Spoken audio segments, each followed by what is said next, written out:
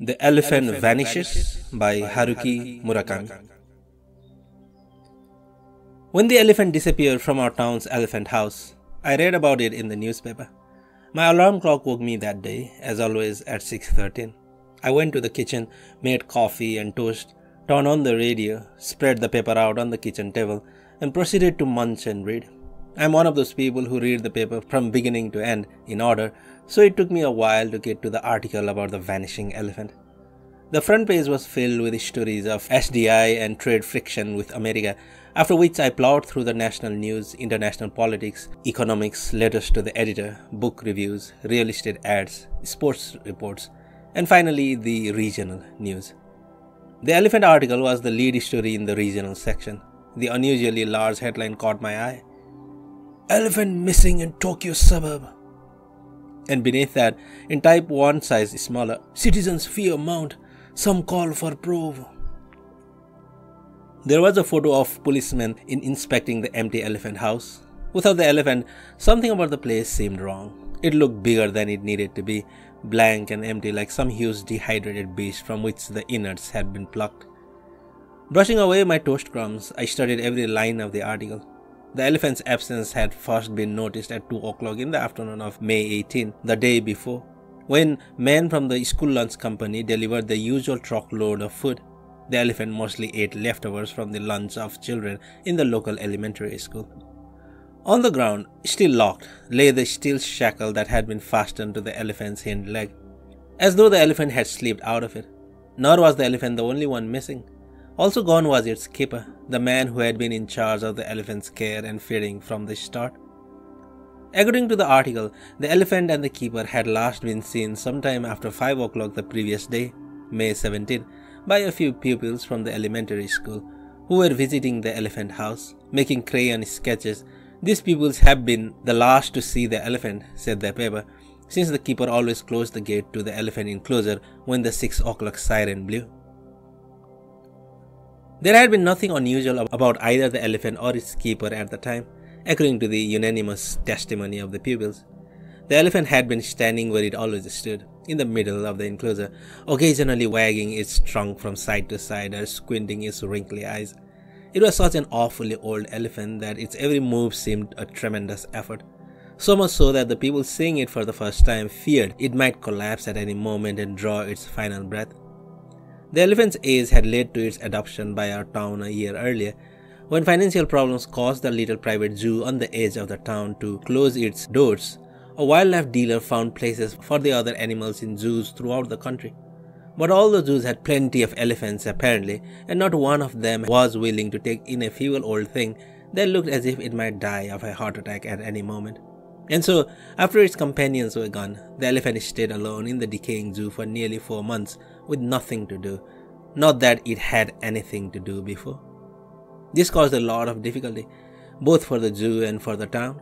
The zoo had sold its land to a developer who was planning to put up a high-rise condo building, and the town had already issued him a permit.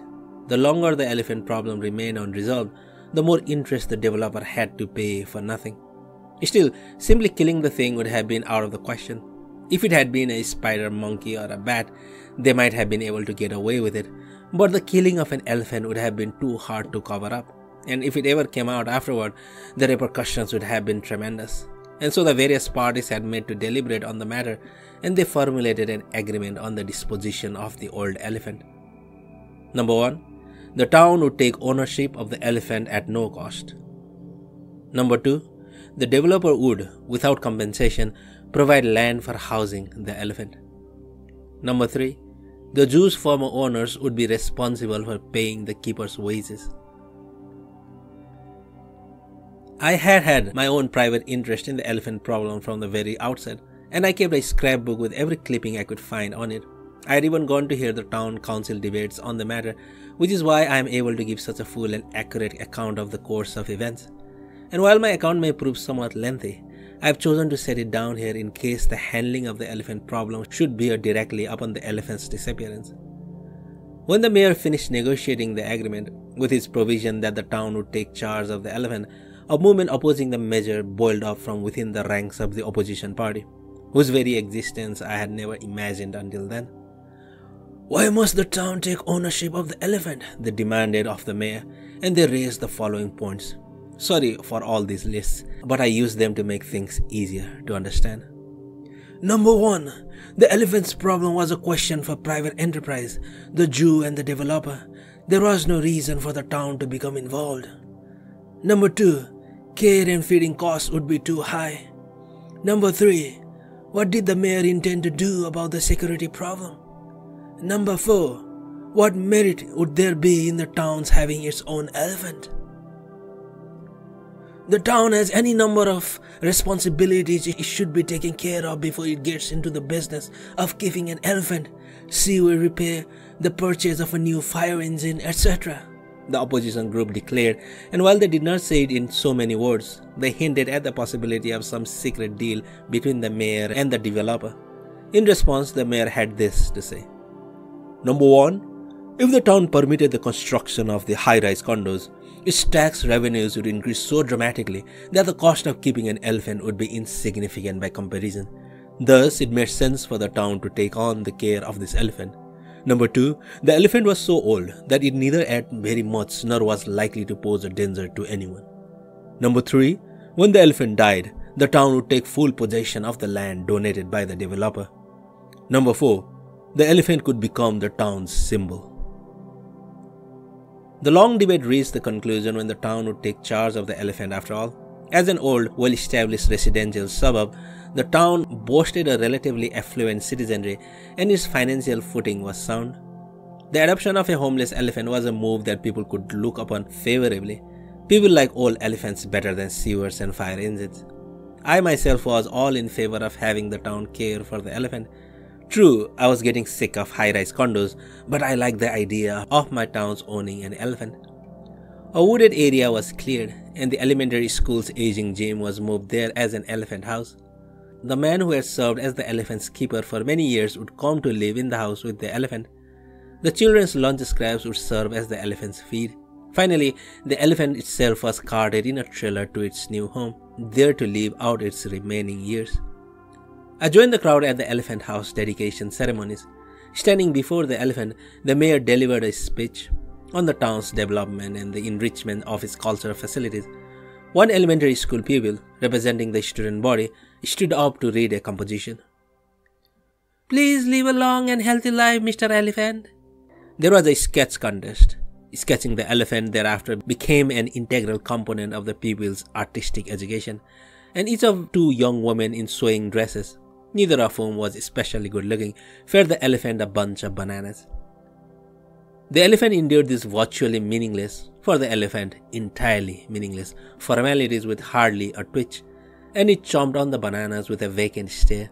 When it finished eating the bananas, everyone applauded. On his right rear leg, the elephant wore a solid, heavy-looking steel cuff from which there stretched a thick chain, perhaps 30 feet long, and this in turn was securely fastened to a concrete slab. Anyone could see what a sturdy anchor held the beast in place. The elephant could have struggled with all its might for 100 years and never broken the thing. I couldn't tell if the elephant was bothered by its shackle. On the surface, at least, it seemed all but unconscious of the enormous chunk of metal wrapped around its leg. It kept its blank gaze fixed on some indeterminate point in space, its ears and few white hairs on its body waving gently in the breeze. The elephant's keeper was a small, bony old man. It was hard to guess his age. He could have been in his early 60s or late 70s. He was one of those people whose appearance is no longer influenced by their age after they pass a certain point in life. His skin had the same darkly ruddy, sunburned look both summer and winter. His hair was stiff and short. His eyes were small. His face had no distinguishing characteristics, but his almost perfectly circular ears stuck out on either side with disturbing prominence. He was not an unfriendly man. If someone spoke to him, he would reply, and he expressed himself clearly. If he wanted to, he could be almost charming, though you always knew he was somewhat ill at ease. Generally, he remained a reticent, lonely-looking old man. He seemed to like the children who visited the elephant house, and he worked at being nice to them, but the children never really warmed to him. The only one who did that was the elephant. The keeper lived in a small prefab room attached to the elephant house, and all day long he stayed with the elephant, attending to its needs. They had been together for more than 10 years, and he could sense their closeness in every gesture and look. Whenever the elephant was standing there blankly and the keeper wanted it to move, all he had to do was stand next to the elephant, tap it on the front leg, and whisper something in its ear. Then, swaying its huge bulk, the elephant would go exactly where the keeper had indicated, take up its new position, and continue staring at a point in space. On weekends, I would drop by the elephant house and study these operations, but I could never figure out the principle on which the keeper-elephant communication was based. Maybe the elephant understood a few simple words. It had certainly been living long enough, or perhaps it received its information through variations in the taps on its leg. Or possibly it had some special power resembling mental telepathy and could read the keeper's mind. I once asked the keeper how he gave his orders to the elephant, but the old man just smiled and said, "We've been together a long time." And so a year went by. Then without warning, the elephant vanished. One day it was there, and the next it had ceased to be. I poured myself a second cup of coffee and read the story again from beginning to end. Actually, it was a pretty strange article, the kind that might excite Sherlock Holmes. "Look at this, Watson," it said, tapping his pipe. "A very interesting article. Very interesting indeed." What gave the article its air of strangeness was the obvious confusion and bewilderment of the reporter. And this confusion and bewilderment clearly came from the absurdity of the situation itself.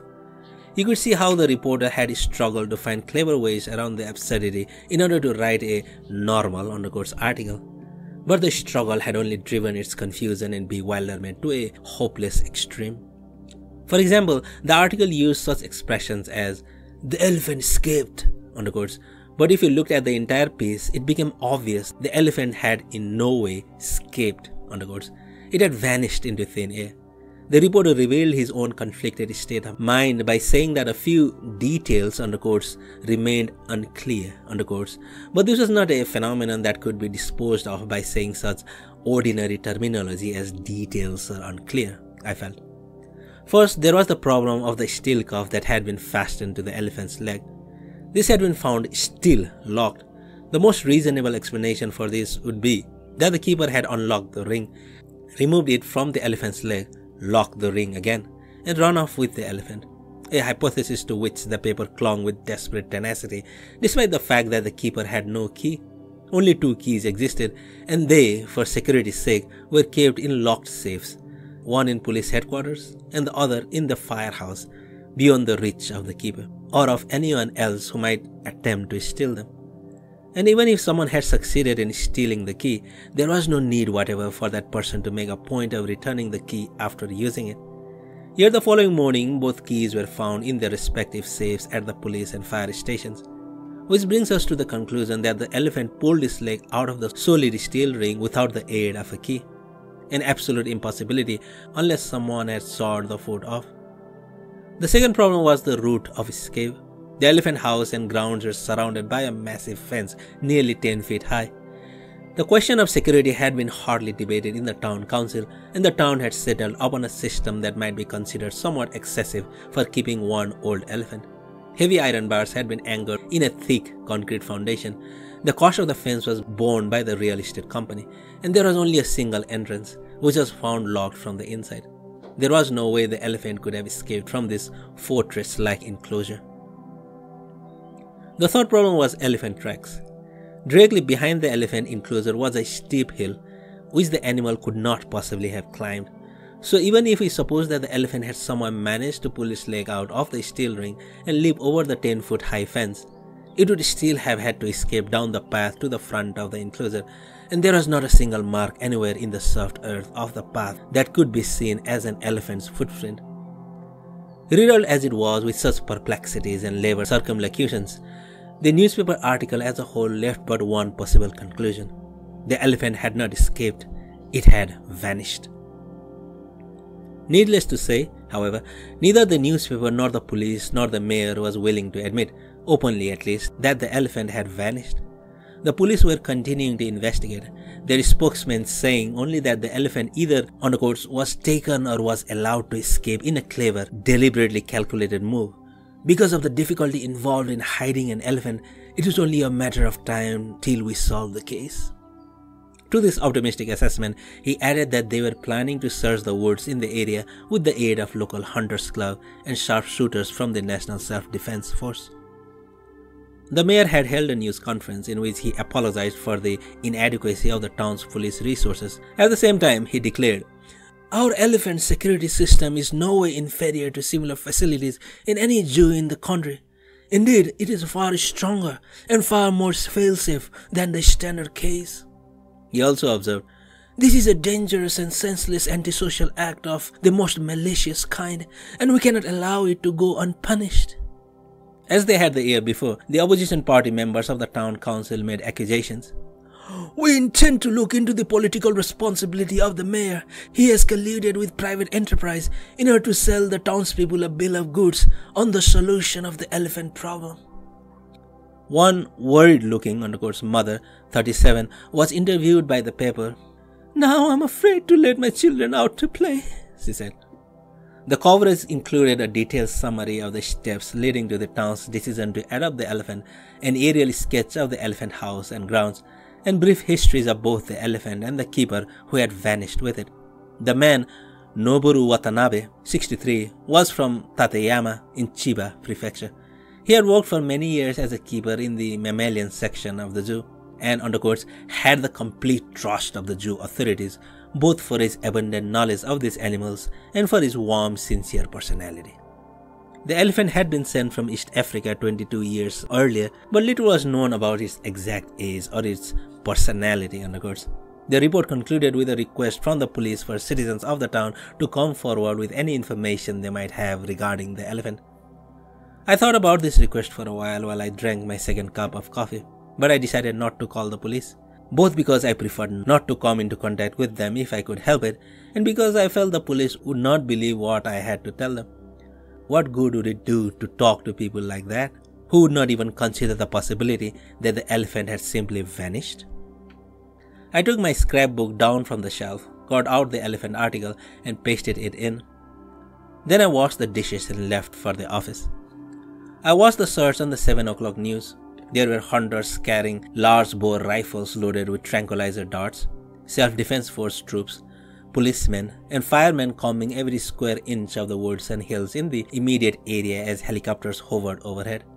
Of course, we're talking about the kind of woods, and hills you find in the suburbs outside Tokyo, so they didn't have an enormous area to cover. With that many people involved, a day should have been more than enough to do the job. And they weren't searching for some tiny homicidal maniac. They were after a huge African elephant. There was a limit to the number of places a thing like that could hide. But still, they had not managed to find it. The chief of police appeared on the screen saying, "We intend to continue the search." And the anchorman concluded the report. "Who released the elephant? And how? Where have they hidden it? What was their motive? Everything remains shrouded in mystery." The search went on for several days, but the authorities were unable to discover a single clue to the elephant's whereabouts. I studied the newspaper reports, clipped them all, and pasted them in my scrapbook, including editorial cartoons on the subject. The album filled up quickly, and I had to buy another. Despite their enormous volume, the clippings contained not one fact of the kind I was looking for. The reports were either pointless or off the mark. "Elephant still missing. Gloom thick in search headquarters. Mob behind disappearance." And even articles like this became noticeably scarcer after a week had gone by, until there was virtually nothing. A few of the weekly magazines carried sensational stories. One even hired a psychic, but they have nothing to substantiate their wild headlines. It seemed that the people were beginning to shove the elephant case into the large category of unsolvable mysteries. The disappearance of one old elephant and one old elephant keeper would have no impact on the course of society. The earth would continue its monotonous rotations, politicians would continue issuing unreliable proclamations, people would continue yawning their way to the office, children would continue studying for their college entrance exam. Amid the endless surge and ebb of everyday life, interest in a missing elephant could not last forever.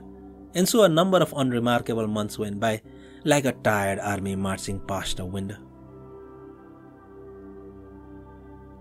Whenever I had a spare moment, I would visit the house where the elephant no longer lived.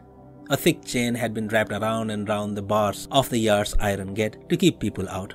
Peering inside, I could see that the elephant house door had also been chained and locked, as though the police were trying to make up for having failed to find the elephant by multiplying the layers of security on the now empty elephant house. The area was deserted, the previous crowds having been replaced by a flock of pigeons resting on the roof.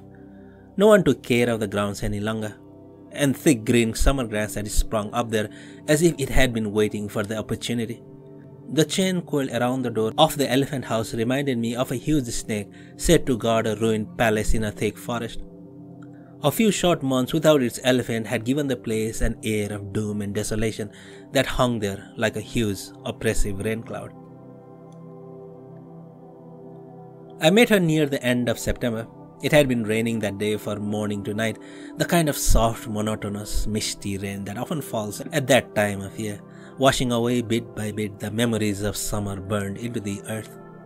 Coursing down the gutters, all those memories flowed into the sewers and rivers to be carried to the deep, dark ocean. We noticed each other at the party my company threw to launch its new advertising campaign. I worked for the PR section of a major manufacturer of electrical appliances, and at that time I was in charge of publicity for a coordinated line of kitchen equipment which was scheduled to go on the market in the time for the autumn wedding and winter bonus sections. My job was to negotiate with several women's magazines for tie-in articles, not the kind of folk that takes a great deal of intelligence, but I had to see to it that the articles they wrote didn't smack of advertising. When magazines gave us publicity, we rewarded them by placing ads in the pages. They scratched our backs, we scratched theirs. As an editor of a magazine for young housewives, she had come to the party for material for one of these articles on the goods. I happened to be in charge of showing her around, pointing out the features of the colorful refrigerators and coffee makers and microwave ovens and juicers that a famous Italian designer had done for us. The most important point is unity, I explained. Even the most beautifully designed item dies if it is out of balance with its surroundings. Unity of design, unity of color, unity of function. This is what today's kitchen needs above all else. Research tells us that a housewife spends the largest part of her day in the kitchen. The kitchen is her workplace, her study, her living room, which is why she does all she can do to make the kitchen a pleasant place to be. It has nothing to do with size. Whether it's large or small, one fundamental principle governs every successful kitchen. And that principle is unity. This is the concept underlying the design of our new series. Look at this cooktop, for example. She nodded and scribbled things in her small notebook, but it was obvious that she had little interest in the material, nor did I have any personal stake in our new cooktop. Both of us were doing our jobs. "You know a lot about kitchens," she said when I finished. She used the Japanese word without picking up on kitchen. "That's what I do for a living," I answered with a professional smile. "Aside from that, though, I do like to cook. Nothing fancy, but I cook for myself every day." "Still, I wonder if unity is all that necessary for a kitchen." "We say kitchen," I advised her. "No big deal, but the company wants us to use the English." "Oh, sorry, but still I wonder, is unity so important for a kitchen? What do you think?" "My personal opinion? That doesn't come out until I take my necktie off," I said with a grin. "But today I'll make an exception. A kitchen probably does need a few things more than it needs unity. But those other elements are things you can't sell. And in this pragmatic world of ours, things you can't sell don't count as much." "Is the world such a pragmatic place?" I took out a cigarette and lit it with my lighter. "I don't know. The word just popped out," I said. "But it explains a lot. It makes work easier too. You can play games with it, make up neat expressions. Essentially pragmatic, undercourse, or pragmatic in essence, undercourse. If you look at things that way, you avoid all kinds of complicated problems." "What an interesting view." "Not really. It's what everyone thinks. Oh, by the way, we've got some pretty good champagne. Care to have some?" "Thanks, I'd love to." As we chatted over champagne, we realized we had several mutual acquaintances. Since our part of the business world was not a very big pond, If you tossed in a few pebbles, one or two were bound to hit a mutual acquaintance. In addition, she and my kid sister happened to have graduated from the same university. With markers like this to follow, our conversation went along smoothly. She was unmarried, and so was I. She was 26, and I was 31. She wore contact lenses, and I wore glasses. She praised my necktie, and I praised her jacket. We compared rents and complained about our jobs and salaries. In other words, we were beginning to like each other. She was an attractive woman, and not at all pushy. I stood there talking with her for a full 20 minutes, unable to discover a single reason not to think well of her. As the party was breaking up, I invited her to join me in the hotel's cocktail lounge, where we settled in to continue our conversation. A soundless rain went on falling outside the lounge's panoramic window, the lights of the city sending blurry messages through the mist. A damp hush held sway over the nearly empty cocktail lounge. She ordered a frozen daiquiri, and I had a scotch on the rocks. Sipping our drinks, we carried on the kind of conversation that a man and woman have in a bar when they have just met and are beginning to like each other. We talked about our college days and our tastes in music, sports, our daily routines. Then I told her about the elephant. Exactly how this happened, I can't recall. Maybe we were talking about something having to do with animals, and that was the connection. Or maybe unconsciously I had been looking for someone, a good listener, to whom I could present my own unique view on the elephant's disappearance. Or then again, it might have been the liquor that got me talking. In any case, the second the words left my mouth, I knew that I had brought up one of the least suitable topics I could have found for this occasion. No, I should never have mentioned the elephant. The topic was, what? Too complete, too closed. I tried to hurry on to something else, but as luck would have it, she was more interested than most in the case of the vanishing elephant, and once I admitted that I had seen the elephant many times, she showered me with questions. What kind of elephant was it? How did I think it had escaped? What did it eat? Wasn't it a danger to community? And so forth. I told her nothing more than what everyone knew from the news, but she seemed to sense constraint in my tone of voice. I had never been good at telling lies. As if she had not noticed anything strange about my behavior, she sipped her second daiquiri and asked, "Weren't you shocked when the elephant disappeared? It's not the kind of thing that somebody could have predicted." "No, probably not," I said. I took a pretzel from the mound on the glass dish on our table, snapped it in two, and ate half. The waiter replaced our ashtray with an empty one. She looked at me expectantly. I took out another cigarette and lit it. I had quit smoking 3 years earlier, but had begun again when the elephant disappeared. "Why, probably not? You mean you could have predicted it?" "No, of course I couldn't have predicted it," I said with a smile. "For an elephant to disappear all of a sudden one day, there's no precedent, no need for such a thing to happen. It doesn't make any logical sense." "But still, your answer was very strange. When I said, it's not the kind of thing that somebody could have predicted, you said, no, probably not. Most people would have said, you're right, or yeah, it's weird, or something. See what I mean?" I sent a vague nod in a direction and raised my hand to call the waiter. A kind of tentative silence took hold as I waited for him to bring me my next scotch. "I'm finding this a little hard to grasp," she said softly. "You were carrying on a perfectly normal conversation with me until a couple of minutes ago. At least until the subject of the elephant came up. Then something funny happened. I can't understand you anymore. Something's wrong. Is it the elephant? Or are my ears playing tricks on me?" "There's nothing wrong with your ears," I said. "So then it's you. The problem's with you." I stuck my finger in my glass and stirred the ice. I like the sound of ice in a whiskey glass. "I wouldn't call it a problem exactly. It's not that big a deal. I'm not hiding anything. I'm not sure I can talk about it very well. So I'm trying not to say anything at all. But you're right, it's very strange." "What do you mean?" It was no use. I'd have to tell her the story.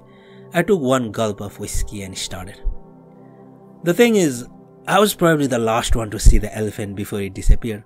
I saw it after 7 o'clock on the evening of May the 17th, and they noticed it was gone on the afternoon of the 18th.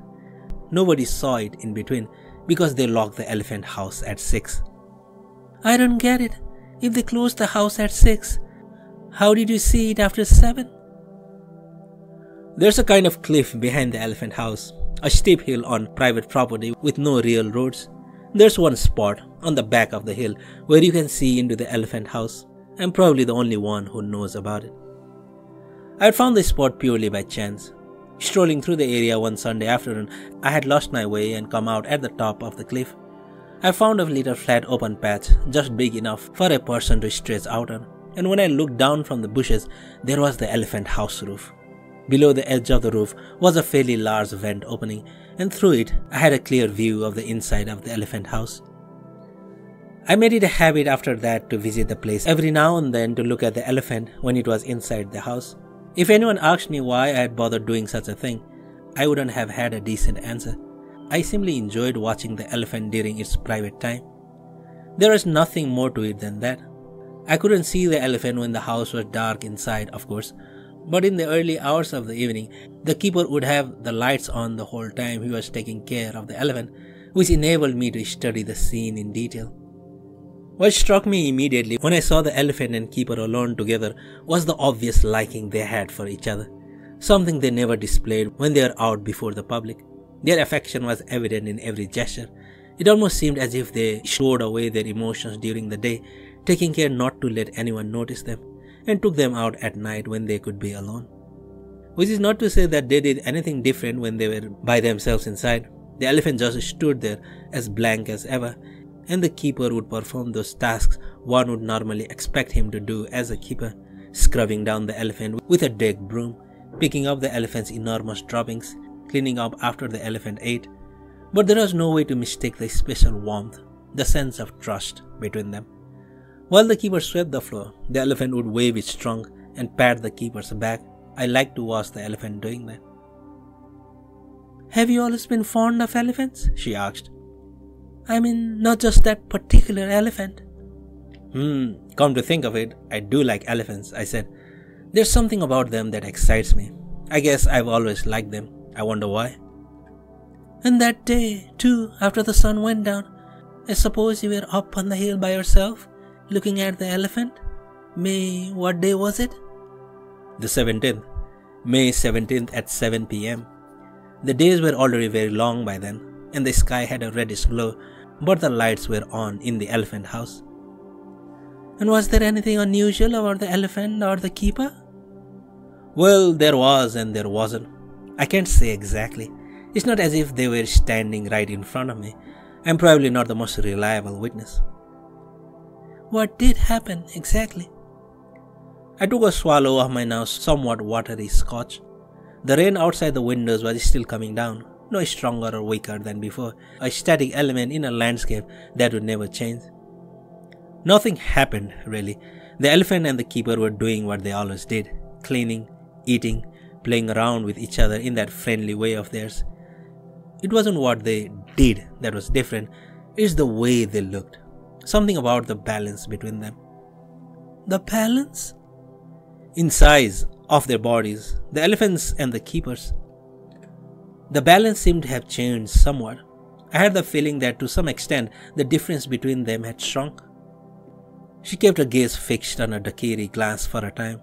I could see that the ice had melted and that the water was working its way through the cocktail like a tiny ocean current. Meaning that the elephant had gotten smaller? Or the keeper had gotten bigger, or both simultaneously. And you didn't tell this to the police? No, of course not, I said. I'm sure they wouldn't have believed me. And if I had told them I was watching the elephant from the cliff at a time like that, I'd have ended up as their number one suspect. Still, are you certain that the balance between them had changed? Probably. I can only say probably. I don't have any proof, and as I keep saying, I was looking at them through the air vent, but I had looked at them like that I don't know how many times before, so it's hard for me to believe that I could make a mistake about something as basic as the relation of their sizes. In fact, I had wondered at the time whether my eyes were playing tricks on me. I had tried closing and opening them and shaking my head, but the elephant's size remained the same. It definitely looked as if it had shrunk. So much so that at first I thought the town might have got hold of a new, smaller elephant. But I hadn't heard anything to that effect. and I would never have missed any news reports about elephants. If this was not a new elephant, the only possible conclusion was that the old elephant had, for one reason or another, shrunk. As I watched, it became obvious to me that this smaller elephant had all the same gestures as the old one. It would stamp happily on the ground with its right foot while it was being washed, and with its now somewhat narrower trunk, it would pat the keeper on the back. It was a mysterious sight. Looking through the vent, I had the feeling that a different, chilling kind of time was flowing through the elephant house, but nowhere else. And it seemed to me, too, that the elephant and the keeper were gladly giving themselves over to this new order that was trying to envelop them, or that had already partially succeeded in enveloping them. Altogether, I was probably watching the scene in the elephant house for less than a half hour. The lights went out at 7:30, much earlier than usual, and from that point on, everything was wrapped in darkness. I waited in my spot, hoping that the lights would go on again, but they never did. That was the last I saw of the elephant. So then you believe that the elephant kept shrinking until it was small enough to escape through the bars, or else it simply dissolved into nothingness? Is that it? I don't know, I said. All I'm trying to do is recall what I saw with my own eyes, as accurately as possible. I'm hardly thinking about what happened after that. The visual image I have is so strong that, to be honest, it's practically impossible for me to go beyond it. That was all I could say about the elephant's disappearance. And just as I had feared, the story of the elephant was too particular, too complete in itself, to work as a topic of conversation between a young man and a woman who had just met. A silence descended upon us after I had finished my tale. What subject could either of us bring up after a story about an elephant that had vanished? A story that offered virtually no openings for further discussion? She ran her finger around the edge of her cocktail glass, and I sat there reading and rereading the words stamped on my coaster. I never should have told her about the elephant. It was not the kind of story you could tell freely to anyone. When I was a little girl, our cat disappeared, she offered after a long silence. But still, for a cat to disappear and for an elephant to disappear, those are two different stories. Yeah, really. There's no comparison. Think of the size difference. 30 minutes later, we were saying goodbye outside the hotel. She suddenly remembered that she had left her umbrella in the cocktail lounge. So I went up in the elevator and brought it down to her. It was a brick red umbrella with a large handle. Thanks, she said. Good night, I said. That was the last time I saw her. We talked once on the phone after that about some details in a tie-in article. While we spoke, I thought seriously about inviting her out for dinner, but I ended up not doing it. It just didn't seem to matter one way or the other. I felt like this a lot after my experience with the vanishing elephant. I was beginning to think I wanted to do something, but then I would become incapable of distinguishing between the probable results of doing it and of not doing it. I often get the feeling that things around me have lost their proper balance, though it could be that my perceptions are playing tricks on me. Some kind of balance inside me has broken down since the elephant affair. Maybe that causes external phenomena to strike my eye in a strange way. It's probably something in me. I continue to sell refrigerators and toaster ovens and coffee makers in the pragmatic world, based on after images of memories I retain from that world. The more pragmatic I try to become, the more successfully I sell. Our campaign has succeeded beyond our most optimistic forecasts, and the more people I succeed in selling myself to. That's probably because people are looking for a kind of unity in this kitchen we know as the world. Unity of design, unity of color, unity of function. The papers print almost nothing about the elephant anymore. People seem to have forgotten that their town once owned an elephant. The grass that took over the elephant enclosure has withered now, and the area has the feel of winter. The elephant and the keeper have vanished completely. They will never be coming back.